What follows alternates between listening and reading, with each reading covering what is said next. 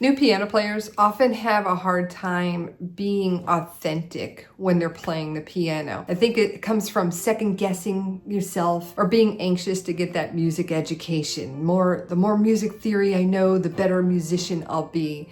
But what happens is that knowledge turns into something that makes us disconnect from the music. So today I want to talk about 5 ways we can reconnect ourselves to the music we're playing so we can get that authenticity back. Especially as a beginner, you should be having a lot of fun playing. And if it feels like you're trying to apply your education, you're not doing it right. And you need to do this in a more fun and balanced way. The first thing you want to cover is the rhythm, because that makes the biggest impact on our playing. If you're learning a score, like you're reading sheet music, you're going to learn that rhythm intellectually by looking at the note values. Or maybe you'll analyze it, counting it out, 1 and 2 and 3 and 4 and even playing along to a metronome. These are all intellectual ways of synchronizing our rhythm. That's an important skill, but it's really an early skill when it comes to your development.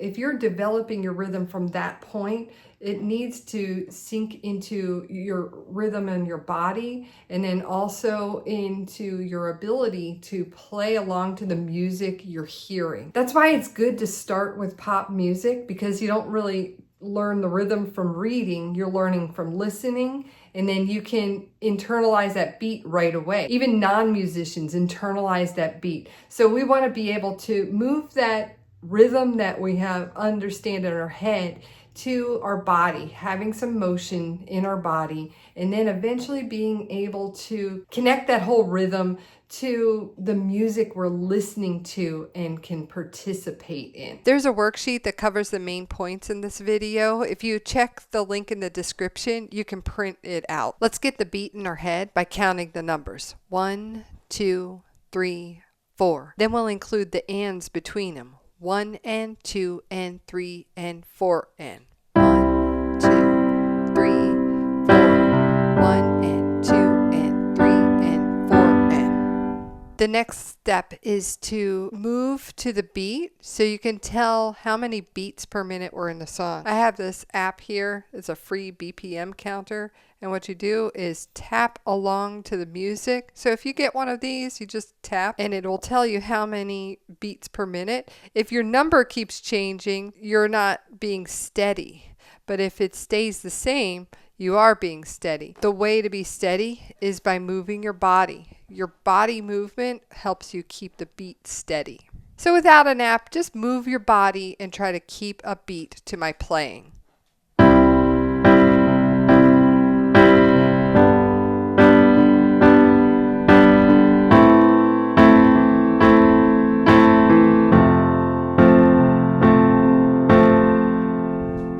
The final goal is to participate, maybe in a more simple way, to the music.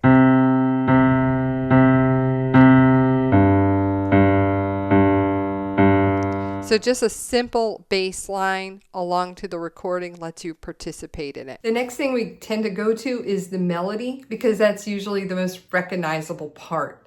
If you're learning to play the melody by reading a score or by playing it by ear, there's this learning phase where you're either noodling around on the keyboard or concentrating to get those notes correct.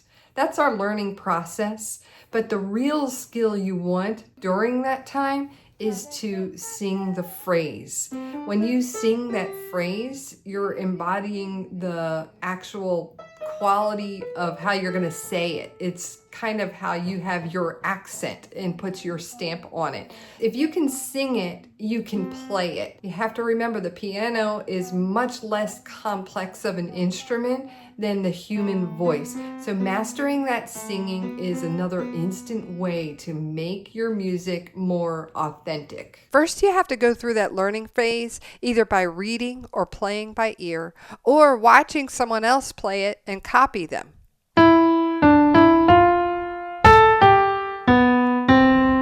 After you learn this melody,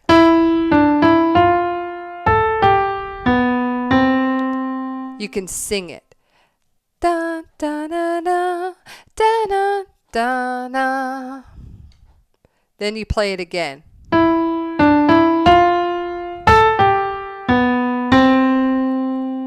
You might hear some subtle shifts in quality. So, of course, we want to jump in and sound good on the piano right away. Have something that's satisfying to play. But a lot of people think the key to doing this is learning their chords right away, because then you can harmonize to anything.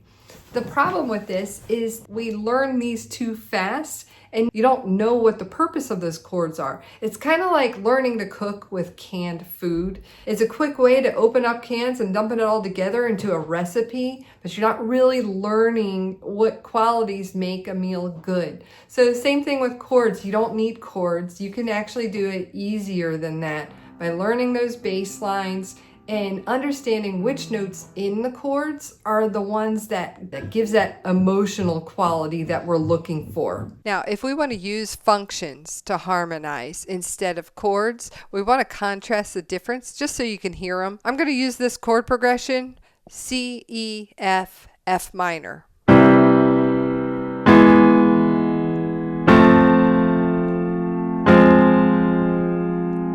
We got chords that are all in the key of C, but the E major and the F minor have a borrowed note, which is the flat 6 in the key of C. That is our big player. When you hear a chord progression and you know what key it's in, look for the notes that are not in the key. Those are the notes that have the emotional pull. Now listen to me play that bass line and include just that one extra note.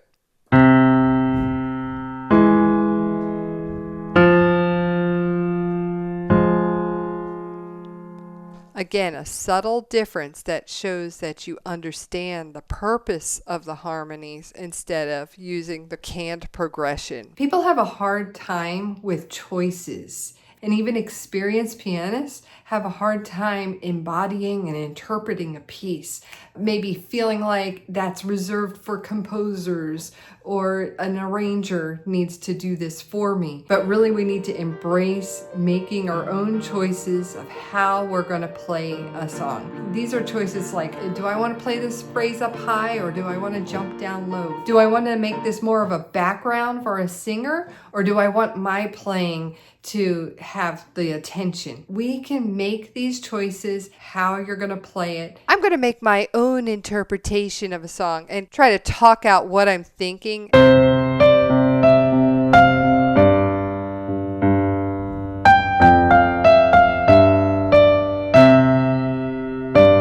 I want this part a little tender.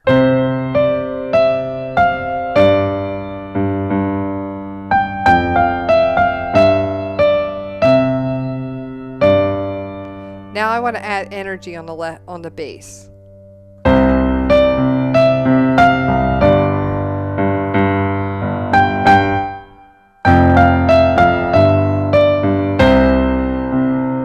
Tender and energetic.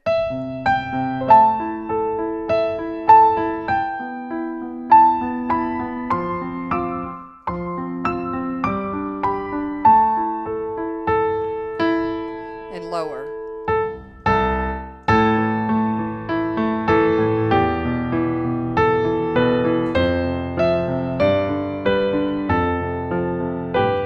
And go minimal on the bass.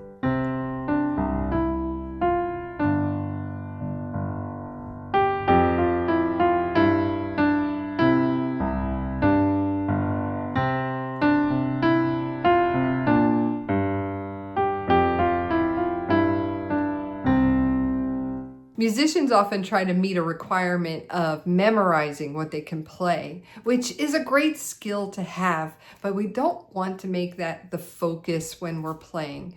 Instead of memorizing, we want to be mindful of what we're playing. If you know why you're playing something or why you did it this way, it's going to be much easier to memorize. One of the best ways to get better at memorizing things is to not require yourself to do it. Continually develop how you want to play this piece. You're going to put your own emotions, your own ideas into your playing, and then it's going to be part of what you do, playing over and over and over again. Those are the things that will help us memorize. But even if you can't, there's no harm in having a little cheat sheet. Sometimes you just need a few little notes to trigger that memory, and you got the basic gist of the song. A fast way of developing the skill is to make a bold choice and stick with that choice until it works. So I'll try my best to demonstrate that.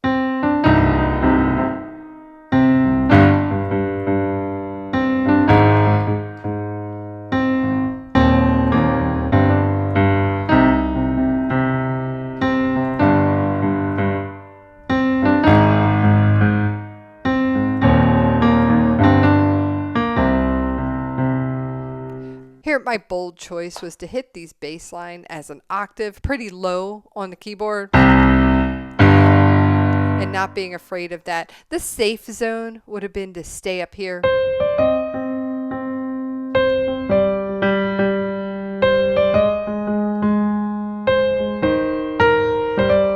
So that sounds pretty. It's in this range here, but if you make that bold choice, you're going to have to compensate up here to make it more tender, to balance that sound out. So these are all mindful choices. Don't be afraid to do that thing that might ruin the song, because it forces you to jump into a zone where you have to balance that out, and then your skills develop quickly. You can always stay in the center and kind of edge your way out as well. Those are all ways you can make these good choices.